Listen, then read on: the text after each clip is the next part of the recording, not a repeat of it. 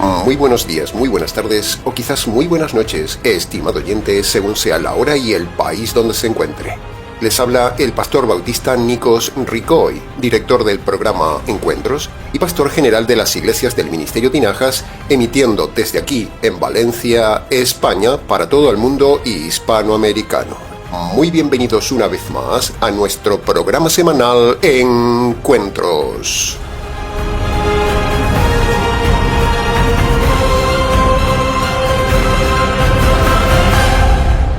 Estamos ya, estimado oyente, en el segundo programa del año, en el segundo domingo del año, y eso nos ha llevado en el equipo de trabajo del Ministerio Tinajas a hablar del segundo tema más importante en la Biblia después de la salvación. El segundo tema más importante en la Biblia es el noviazgo, matrimonio y divorcio. Así que tocaremos hoy nuevamente este tema tan importante, tal como lo hacemos cada poco tiempo en el canal.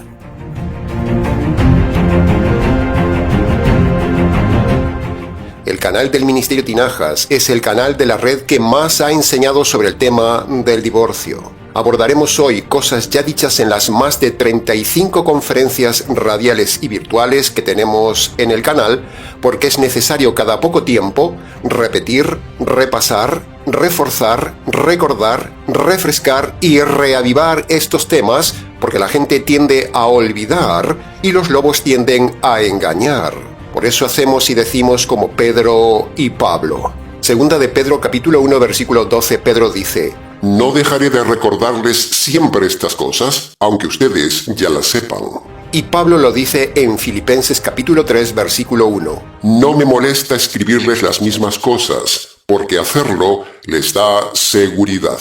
Como puede ver, ambos apóstoles consideraban que la pedagogía de la repetición reaviva un tema. Y en este caso seguiremos el modelo apostólico de repetir y repetir que el divorcio es pecado. El recasado divorciado está en adulterio, o sea, en pecado. Y estamos rodeados de infinidad de basura pastoral a favor del divorcio y del recasamiento del divorciado. Y alguien tiene que denunciar esto, porque la tendencia humana es a olvidar e ir dejando de lado la verdad para que la mentira divorcista gane lugar. Pero, para eso, estamos aquí. Estamos aquí como predicadores antidivorcio y antirrecasamiento del divorciado, para poner el dedo en la llaga y para denunciar a los pastores fomentadores de la plaga más desastrosa en las iglesias: el divorcio y el adulterio de los divorciados recasados. El tema de hoy es intenso, muy intenso, estimado oyente. El tema es grave, el tema es serio, el tema es actual, el tema es trágico. El tema de hoy toca a todos o casi todos los oyentes de la audiencia, porque cada persona que me está escuchando está en alguno de los tres grupos. ¿Está en noviazgo o buscando noviazgo? ¿Está a punto de casarse o ya está casado? ¿O está pensando en el divorcio? ¿Está divorciado o está recasado siendo divorciado? Toda la audiencia está en algún grupo de estos tres. Así que fíjese si será importante recordar desde el inicio del año este triple tema doctrinal tan mal enseñado en las iglesias mal llamadas cristianas del día de hoy. Bien, habiendo dicho esta intensa introducción, analizaremos entonces el tema de hoy en tres partes: el noviazgo, el matrimonio y el divorcio, para su mejor estudio y comprensión. El tema de hoy será un tema técnico, así que haga el esfuerzo de estar atento, tome notas y preste atención a todos los argumentos que vamos a dar.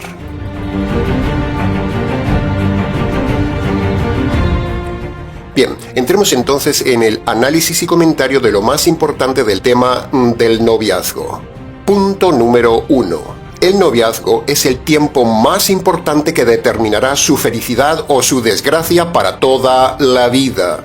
Se lo repito, si usted se equivoca y se relaciona con la persona equivocada en el noviazgo, usted destrozará su vida, la vida de los suyos y los hijos que vengan después. Todo será un desastre si usted se equivoca en el noviazgo. Punto número 2. Para tener entonces un noviazgo acertado, bíblico y correcto, que le genere ilusión y una vida de felicidad humana en la tierra, usted tiene necesariamente que respetar las alarmas y los filtros bíblicos que Dios le da si usted se llama cristiano. Ahora, si usted se llama cristiano y está en noviazgo conflictivo, es porque usted no es cristiano y porque se ha saltado las alarmas y los filtros bíblicos que Dios le dio. Por lo tanto, le espera a usted la desdicha y la desgracia aquí en la tierra y en la eternidad. Así que, si usted está en un noviazgo no bíblico, nuestro consejo pastoral es que abandone hoy mismo ese noviazgo o usted terminará en desgracia. Es muy importante tener cuidado con quién usted se relaciona en noviazgo. Punto número 3. Entonces, pastor, ¿cuáles son esas alarmas y filtros que se enseña en la palabra de Dios y que toda persona debería tener en cuenta para entrar en noviazgo? Bueno, se lo diremos hoy de forma muy breve y concreta, pero si aún tiene preguntas o surgen preguntas, escríbanos. ministeriotinajas@gmx.es. A lo largo de los años en nuestro Ministerio de Consejería Pastoral, hemos visto vez tras vez que las personas que se relacionan en noviazgo y se llaman cristianas, pero dejan de lado las alarmas y los filtros bíblicos que Dios le dio, irremediablemente esa relación termina en fracaso. Ahora, yendo al grano, esas 4 alarmas que usted debe tener en cuenta de parte de Dios en el noviazgo son: primero, usted debe usar el razonamiento en el noviazgo. Segundo, usted debe tener en cuenta la conciencia en el noviazgo. Tercero, usted debe escuchar el consejo de los más cercanos. Y cuarto, usted debe poner en alerta la percepción personal. A su vez, hay 3 filtros imprescindibles que también debe tener en cuenta antes de entrar en una relación de noviazgo. El primer filtro es el filtro de la conversión por medio del Evangelio. Si alguien no está convertido, no debería entrar en noviazgo. El segundo filtro es el de saber amar. Si alguien no sabe amar, fracasará en el noviazgo y en el matrimonio. Y el tercer filtro es tener en cuenta el principio financiero de Génesis. Vayamos pues entonces al análisis detallado de estos 7 puntos. La primera alarma, herramienta o señal que Dios da en el noviazgo es el razonamiento. Por medio del razonamiento, la pareja puede entender antes de entrar en relación de noviazgo o a lo largo de la relación de noviazgo si las cosas que están viviendo tienen sentido, si funcionan, si tiene sentido meterse en esa relación, si las cosas encajan en la pareja, si no hay problemas entre ellos, si no hay peleas, si no hay diferencias graves, si hay violencia, si hay inmoralidad o si esa relación es algo forzado o interesado. En fin, hay 1000 ejemplos y casos donde, si a usted su razonamiento le dice que esa relación no funciona bien, ni tiene sentido, entonces no se meta en noviazgo o rompa hoy ese noviazgo, porque está fuera de la voluntad de Dios y eso terminará en fracaso. Por otro lado, debemos tener en cuenta que en la relación hay 2 razonamientos funcionando a la vez, el de él y el de ella. Con lo cual es inexcusable no escuchar esta alarma de la razón. Avanzar en una relación cuando el razonamiento grita que esa relación no va por buen camino es temerario y suicida. Seguir en esa relación es garantía segura de fracaso. Así que use la razón, estimado oyente. La segunda alarma que Dios provee a la pareja de forma innata en el noviazgo es la conciencia. Cuando alguien hace algo malo, la conciencia salta. Cuando alguien se salta la conciencia, cuando alguno de los 2 pretendientes suele hacer algo mal o algo malo de forma constante, entonces eso hará saltar la conciencia y eso es una señal de alarma para no avanzar en la relación, para parar esa relación, analizar y muy seguramente abandonar esa relación. Si en el noviazgo se hacen las cosas contra la conciencia, Por ejemplo, hay constante fornicación, hay inmoralidad, hay drogas, hay mentira, hay celos, hay peleas, hay sensualidad, hay hipocresía, hay despilfarro y mil cosas más donde salte la conciencia, entonces ese noviazgo y posterior matrimonio está abocado al fracaso. Lo que no funciona bien en el noviazgo, peor funcionará en el matrimonio. No se salte la conciencia cuando la conciencia le avisa de algo, estimado oyente. Si algo se está haciendo mal en esa relación de noviazgo y salta la conciencia, abandone ese noviazgo. La tercera alarma que Dios da es el consejo de los más cercanos y la experiencia fracasada de los demás.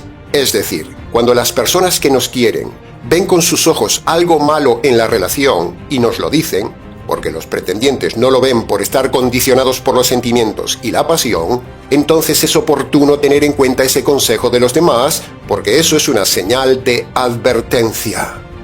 Proverbios capítulo 1 versículo 8 dice: Oye, hijo mío, la instrucción de tu padre, y no desprecies la dirección de tu madre. Proverbios capítulo 19 versículo 20 dice: Escucha el consejo y recibe la corrección para que seas sabio en tu decisión. Por otro lado, cuando uno ve que otros han fracasado, eso es una señal de alarma, porque si uno tiene las mismas características que otros que han fracasado, eso también le sucederá a usted de forma irremediable. La experiencia del fracaso de otros es una alarma para usted.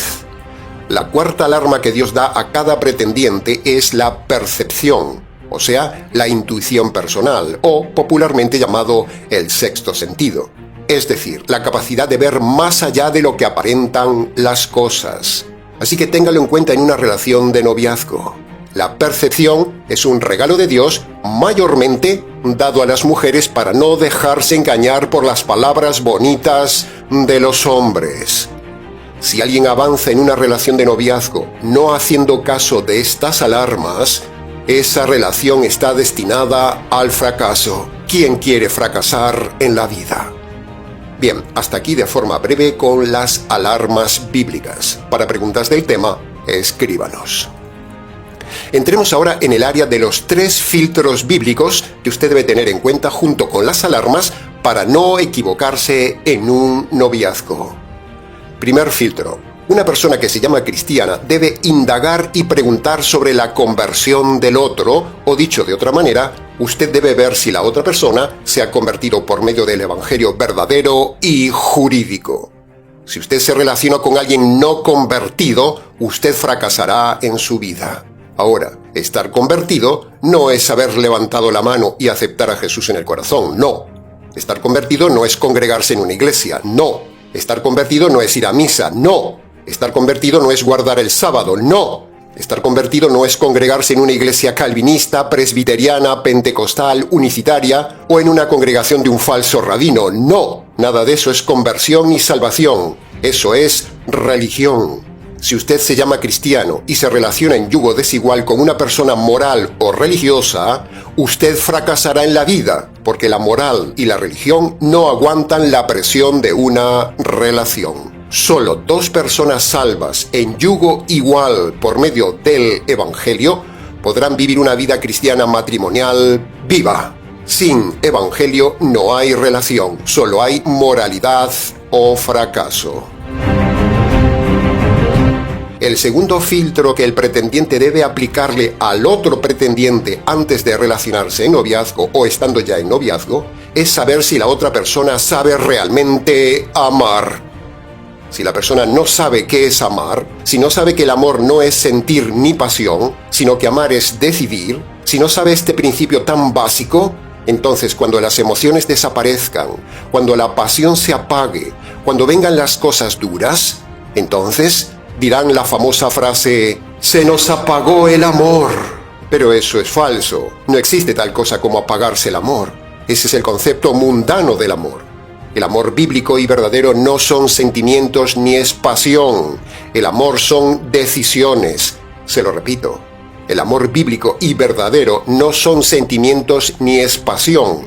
El amor son decisiones. Amar no es sentir. Amar es decidir. Por lo tanto, si usted deja de decidir, deja de tomar decisiones a favor del otro, eso es dejar de amar y habrá fracaso. El tercer filtro bíblico que se debe tener en cuenta para que alguien se ponga en relación de noviazgo y de cara a un matrimonio es el importante principio financiero de Génesis. Es decir, para que un Adán pueda tener una Eva, antes Adán tiene que tener un jardín. Sin jardín no se puede tener Eva. Si un Adán se pone a buscar una Eva sin tener jardín, ese Adán es un necio y caerá en la inmoralidad. No se puede tener Eva sin tener jardín, y ninguna Eva debería meterse en una relación con un Adán que no tenga jardín. Si ese Adán no tiene un suficiente jardín, no puede tener Eva. En Génesis vemos un orden claro puesto por Dios para la pareja. Dios primero maduró a Adán. Cuando Adán fue maduro, entonces le dio un jardín suficientemente amplio y luego sí le dio a Eva.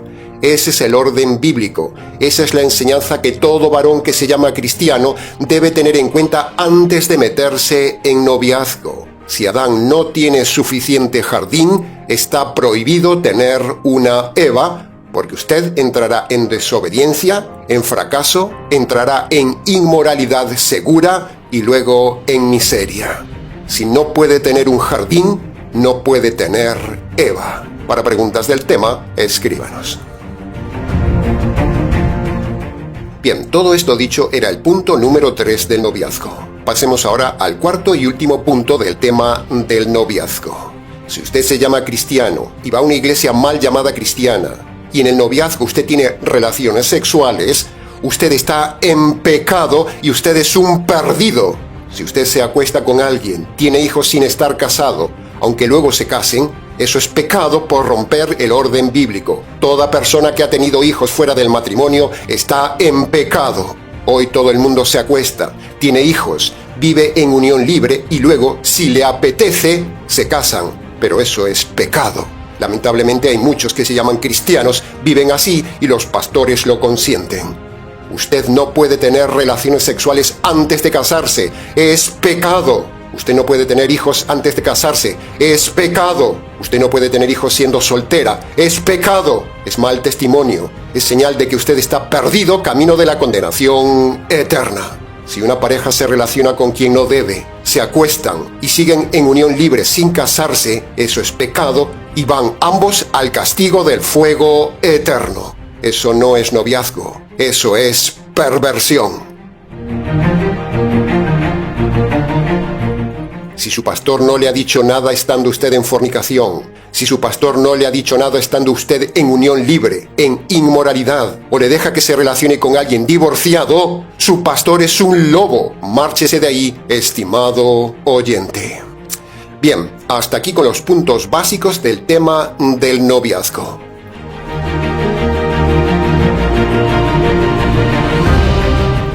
Entremos ahora en el análisis y comentario del segundo tema de hoy, el matrimonio. Punto número 1. Todo el mundo quiere casarse, pero no todo el mundo está preparado para casarse, ni tiene las correctas intenciones para casarse. Cuando uno como pastor le pregunta por separado a una pareja, ¿por qué quieres casarte?, el 99% de las respuestas son erradas o son egoístas, y eso demuestra que todo acabará en fracaso. El matrimonio no es para cualquiera, estimado oyente. El matrimonio es solo para muy pocas personas preparadas. No todo el mundo está preparado para el matrimonio. Por eso todo el mundo fracasa, porque no estaba maduro, ni preparado, ni tuvo en cuenta el consejo bíblico, y por eso la evidencia objetiva lo demuestra. Si usted se casa para tener una familia, ese enfoque es errado, no es bíblico, terminará en fracaso.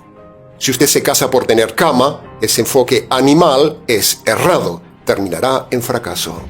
Si usted se casa por presión familiar, por tener ya una determinada edad, por tradición, usted terminará en fracaso. Si usted se casa porque todo el mundo lo hace, usted también terminará en fracaso. Si usted se casa porque ella está embarazada, eso es un grandísimo error. No se case o terminará en fracaso. Si usted se casa por dinero, por belleza, por pasión, por oportunismo, por conseguir un visado. Eso es pecado y terminará en fracaso. El matrimonio es para muy pocos, estimado oyente. No es para animales hormonales, ni para sensuales, ni para mujeres sensuales, ni para machos. Tampoco es para inmaduros, ni machistas, ni feministas, ni para inconversos. El matrimonio es solo para unos pocos que están preparados. Es solo para convertidos maduros y que con ese matrimonio quieran servir al Señor en la difusión del Evangelio. Esa es la única bíblica y correcta razón para casarse si usted se llama cristiano. Y si le suena raro lo que estamos diciendo, tiene que demostrárnoslo con la palabra de Dios. Si esta razón no es su razón para casarse, usted terminará en fracaso seguro. Cuando uno ve una boda, más que alegrarse, nos preguntamos, ¿cuánto durará ese matrimonio? Y si un matrimonio inconverso, digamos, católico, moralista, japonés, etcétera, etcétera, duran toda la vida, es porque han aplicado sin darse cuenta los principios del amor bíblico que están en su corazón. Por eso dura ese matrimonio. Pero es un matrimonio sin Dios, y un matrimonio sin Dios es un matrimonio errado. Con lo cual, siempre tenemos razón. Sin la base bíblica no hay matrimonio verdadero, hay fracaso. Punto número 2. El matrimonio es diseño de Dios y Dios ha dejado un manual de instrucciones para el matrimonio que es la palabra de Dios. Por lo tanto, todo matrimonio que se llame cristiano, pero no consulta la palabra de Dios para llevar adelante ese matrimonio, eso terminará en fracaso. Punto número 3. Dios hizo deliberadamente diferentes al hombre y a la mujer. Por eso, si el hombre no sigue las instrucciones que Dios le dio para ser hombre, hará fracasar su matrimonio. Lo mismo con la mujer. Si la mujer no sigue las instrucciones bíblicas dadas por Dios, como mujer, en el matrimonio, hará fracasar el matrimonio. Por eso cada cónyuge que se llama cristiano debe obedecer escrupulosamente su rol, su función en el matrimonio, o habrá fracaso. Cada uno en la pareja tiene 3 roles dados por Dios que debe cumplir estrictamente, porque si no lo hace, llevará el matrimonio al fracaso. Ahora, apunte, los 3 roles que Dios le ha dado al hombre casado son: el primer rol, por mandato divino, es que el hombre debe ser cabeza de su matrimonio, debe ser director, guía, protector, responsable del matrimonio en todo, porque eso es lo que le manda Dios. Él, el hombre, es el que manda, no es la mujer. La mujer no manda, la mujer no guía, la mujer no controla, la mujer no dirige, no toma decisiones, sino que esa función es del hombre por ser el cabeza nombrado por Dios. El segundo rol del varón es entregarse a la mujer y tratarla como a una reina. No es la mujer que se entrega al varón como dice el mundo, no, sino que bíblicamente hablando es el hombre el que se entrega a la mujer como Cristo se entregó por su esposa, la iglesia. Y el tercer rol que el hombre debe cumplir es amar a su esposa según el modelo de 1 Corintios capítulo 13. Para preguntas del tema, escríbanos. Ahora, pasemos a los roles o funciones por mandato divino de la esposa en el matrimonio, que son: primero, la mujer debe ser la ayuda idónea. La mujer debe estar bien preparada para el hombre para ayudarle en el matrimonio y en todas las demás tareas. La mujer ayuda al hombre, sugiere al hombre, da ideas al hombre, da consejos al hombre, pero la decisión final la toma el hombre. El hombre guía y decide, la mujer ayuda en todo. La segunda función o rol de la esposa en el matrimonio es la sujeción a la autoridad de su esposo. Ese rol no le gusta a ninguna mujer, entonces mejor no se case. Pero si una mujer se ha casado con un esposo convertido, tal como hemos dicho antes, no le será difícil sujetarse a su esposo, porque su esposo será un esposo bíblico que la tratará como una reina. El problema se plantea cuando la mujer se casa con quien no debe y entonces la sumisión le resulta una tortura. Pero la culpa es de la esposa por haberse casado con quien no debía y por haberse saltado las alarmas que hemos dicho antes, siendo que se llamaba cristiana. La mujer casada debe sujetarse en todo a su marido, excepto que el marido le pida cosas contrarias a la palabra de Dios. ahí sí debe desobedecer a su marido. La sujeción al esposo no es someterse al maltrato físico ni tolerar la intimidad forzada, no. La sujeción al esposo es en todo mientras el esposo se sujete a la palabra de Dios. Y el tercer rol, tarea o función de la mujer en el matrimonio es amar también a su esposo según el modelo decisional de 1 Corintios 13. Bien, hasta aquí sustancialmente, de forma muy breve, con las funciones de cada cónyuge. El tema es muy amplio, hay mucho más que decir, pero por eso decimos que, para preguntas del tema, escríbanos.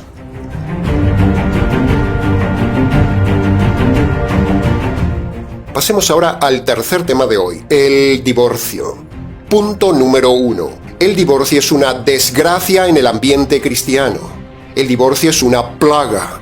El divorcio es una maldición.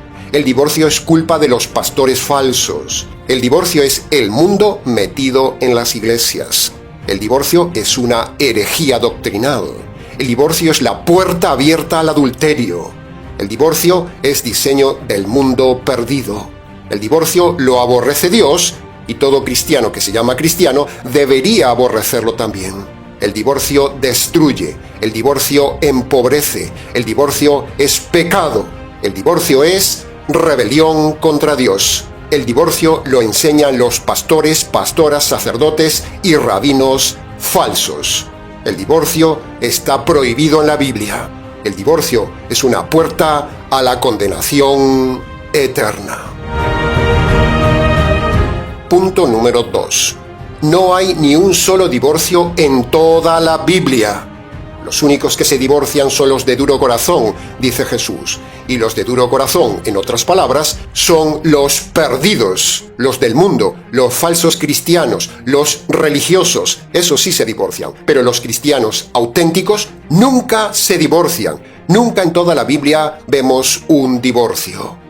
Muéstreme un solo divorcio de un hombre o una mujer de Dios en toda la Biblia. Muéstremelo. Muéstreme un solo recasamiento de un divorciado en todo el Nuevo Testamento. Muéstremelo. Muéstreme tan solo un apóstol que defienda el divorcio claramente. Muéstremelo. Muéstreme un apóstol que sea divorciado. Muéstreme un discípulo del Señor o un discípulo de Pablo que sea divorciado y recasado. Muéstremelo. Muéstreme tan solo un ejemplo en toda la Biblia, pero no encontrará ninguno. Entonces, si no hay evidencias de divorcio por ningún lado, ni recasamiento de divorciados por ningún lado en las iglesias del Nuevo Testamento, ¿por qué se promueve el divorcio en la iglesia de hoy mucho más que en el mundo? ¿Por qué? Bueno, sencillamente porque los promotores del divorcio y del recasamiento del divorciado son lobos. Punto número 3. Toda persona, sea rey, cantante, artista, político, pastor, pastora, rabino o un simple mortal que se haya divorciado, está en pecado. Toda persona que se haya casado con una persona divorciada está en pecado, está en adulterio camino de los infiernos. Si alguien siendo divorciado se ha casado sin haber muerto su primer cónyuge, está en adulterio. Si un viudo o un soltero se relaciona con una persona divorciada, está en adulterio, está en pecado, está perdida. Si los dos son divorciados y los dos se han casado, los dos divorciados están en adulterio y el adulterio, sea rey o sea la persona más sencilla de los mortales, ambos van al castigo eterno por el delito de divorcio y adulterio. Se puede decir esto más alto, pero no se puede decir más claro. Punto número 4. El adulterio tiene dos formatos. El adulterio temporal y puntual por aventura, estando casado, y el adulterio permanente por el recasamiento del divorciado aún viviendo su anterior cónyuge. El adulterio no es el acto de la cama, estimado oyente, no. Eso no es el adulterio. La Biblia no se centra en la cama. La centralidad del adulterio no está en lo físico, sino que la centralidad del adulterio está en el quebranto del pacto ante Dios y por romper la promesa de fidelidad hecha al cónyuge. Eso es el verdadero adulterio. La cama es inmoralidad, pero el adulterio es infidelidad. Punto número 5. El divorcio no tiene ningún apoyo en la Biblia por ninguna causal. Se lo repito, el divorcio no tiene ningún apoyo en la Biblia por ninguna causal. La Biblia no permite pedir el divorcio por adulterio ni por abandono, como dicen los lobos. Le han engañado. El divorcio solo se puede hacer, y lo manda la Biblia, si una persona está casada humanamente en incesto, en matrimonio homosexual o en bigamia. Solo esas razones son permitidas por Dios para el divorcio, porque eso es fornicación, como dice Mateo capítulo 19, versículo 9. Pero el adulterio y el abandono no son causa para el divorcio, como dicen los calvinistas, los católicos, los adventistas, los pentecostales, los presbiterianos, los falsos bautistas liberales, los anglicanos, los testigos, los unicitarios, los mesiánicos, los rabinos y un largo etcétera de lobos. Todos estos son falsos predicadores, defensores del divorcio y promotores de su condenación, porque si usted les hace caso, usted comete adulterio. Mateo capítulo 19, versículo 9, no dice que uno se puede divorciar por adulterio. La correcta traducción de Mateo capítulo 19, versículo 9, muestra que solo por causa de uniones fornicarias, como hemos dicho antes, tipo incesto, bigamia o matrimonios homosexuales, solo ahí se puede y debe divorciar, pero no por adulterio. Piense esto, señor lobo divorcista. Piense esto, estimado oyente. Si Mateo capítulo 19, versículo 9 fuera el permiso para divorciarse y recasarse por causa de adulterio, entonces, en todas las iglesias del Nuevo Testamento habría divorcios y recasamientos por adulterio por todos lados, pero no hay ni un solo caso de divorcio ni recasamiento de un divorciado. Mateo capítulo 19, versículo 9, es antes de la creación de las iglesias del Nuevo Testamento. Así que si los apóstoles hubieran entendido que Mateo 19, 9 era el permiso para divorciarse y recasarse, ellos lo hubieran enseñado en sus cartas del Nuevo Testamento a todas las iglesias. Y entonces habría cientos de divorcios por adulterio y habría cientos de recasamientos de creyentes divorciados registrados en el Nuevo Testamento. Pero no hay ni un solo caso de divorcio ni recasamiento de un cristiano divorciado, señores pastores lobos. Con este argumento damos jaque a los divorcistas.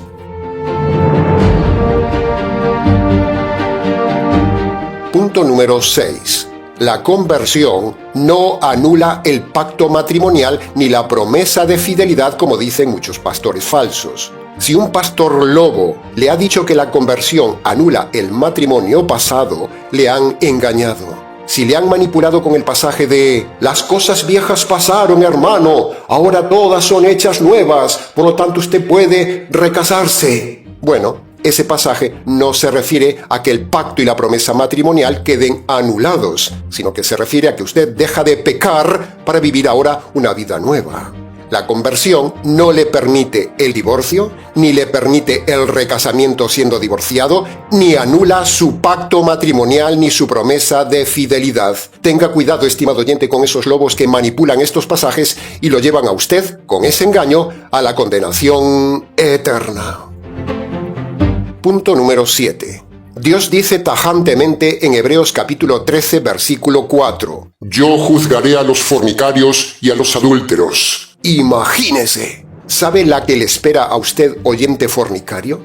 ¿Sabe la que le espera a usted, oyente que vive en unión libre? ¿Sabe la que le espera a usted en los infiernos, oyente adúltero escondido o adúltero descarado o adúltero recasado? ¿Sabe la que le espera? ¿Sabe la que le espera a usted que va de cama en cama, joven soltero? ¿Sabe usted dónde están ahora todos los adúlteros, todos los fornicarios, todos los que vivían en unión libre y todos esos que van de cama en cama? ¿Sabe dónde están ahora? Están en el lugar donde va a ir usted dentro de poco, cuando menos se lo espere, y Dios le quite la vida. Escuche, escuche y mire dónde están ahora esos inmorales. Escuche.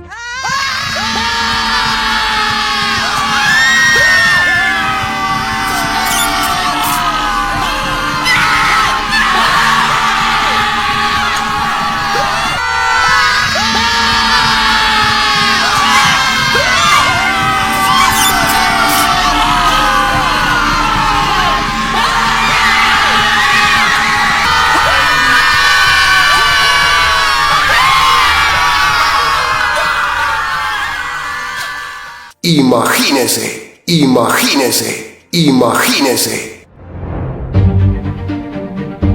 Y punto número 8 del tema del divorcio. Todo esto que hemos sintetizado en poco más de media hora, lo tiene usted mucho más ampliado en nuestro libro y manual de unas 300 páginas titulado Noviazgo, Matrimonio y Divorcio, que le invitamos a adquirir en Amazon. Un súper completo manual único con todo el material necesario para estudiar, para dar conferencias, para aclarar estos temas, para dar clases, para responder sus preguntas y para prédicas del tema. Abajo, en la descripción del vídeo, tiene todos los detalles.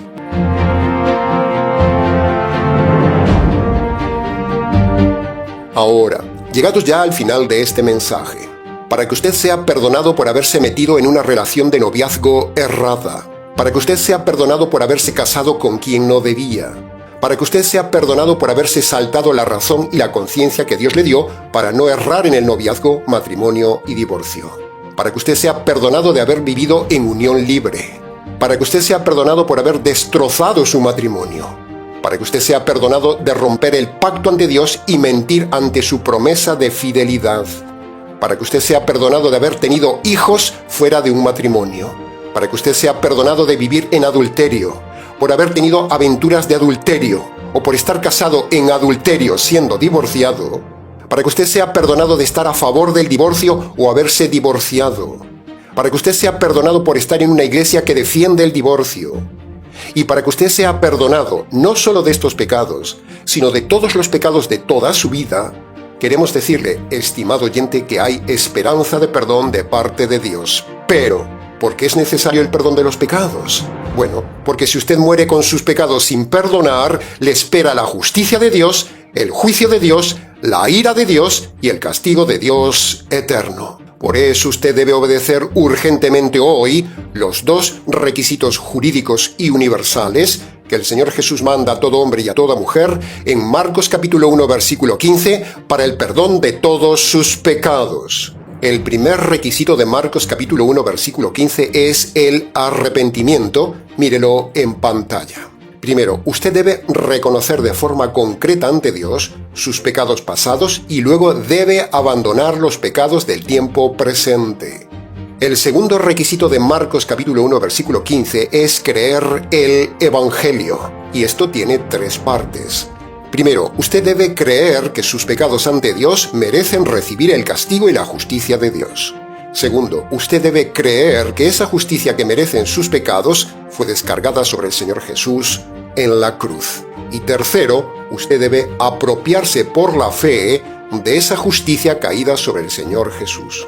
Y como siempre decimos, agarrar por la fe esa justicia de la cruz para usted es como si usted tuviera un brazo de goma que pudiera extenderlo hasta el Calvario y allí tomar esa justicia caída sobre el Señor Jesús, traerla y hacerla suya. Por lo tanto, estimado oyente, le invitamos de todo corazón a que vaya a su habitación y allí, en el silencio de ese lugar, con sus palabras, obedezca hoy los 2 requisitos que manda el Señor Jesús en Marcos capítulo 1 versículo 15, y entonces usted tendrá paz, perdón y salvación en la eternidad. Esta es la forma y método bíblico de salvarse, no la forma o método que enseña la Iglesia Católica, la Iglesia falsa calvinista, la metodista, la adventista, la presbiteriana, la pentecostal, los mesiánicos, los unicitarios o los rabinos. Todos estos grupos le enseñan una salvación y un método que no le salva. Jesús mismo en Marcos capítulo 1 versículo 15, en sus palabras, dejó el modelo, la forma y los pasos para salvarse. Arrepentimiento de los pecados y creer el Evangelio. Solo eso le salva.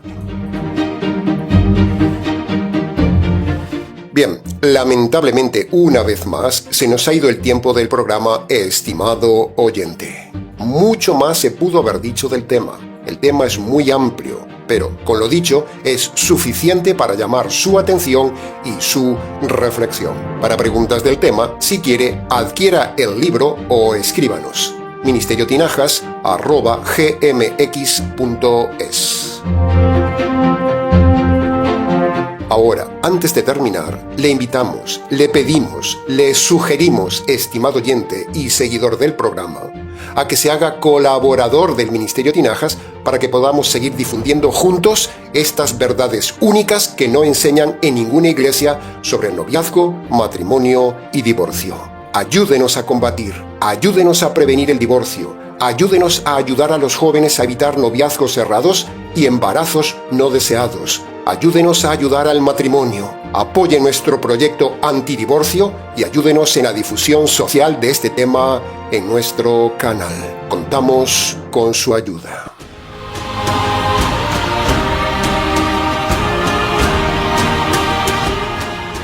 Bien, nada más por hoy, estimado oyente. Les ha compartido este programa quien les habla, el pastor bautista Nikos Ricoy, profesor y expositor bíblico del Ministerio Tinajas, emitiendo desde aquí en Valencia, España. Será entonces con el gusto de siempre, hasta el próximo mensaje, aquí en nuestro habitual programa semanal Encuentros.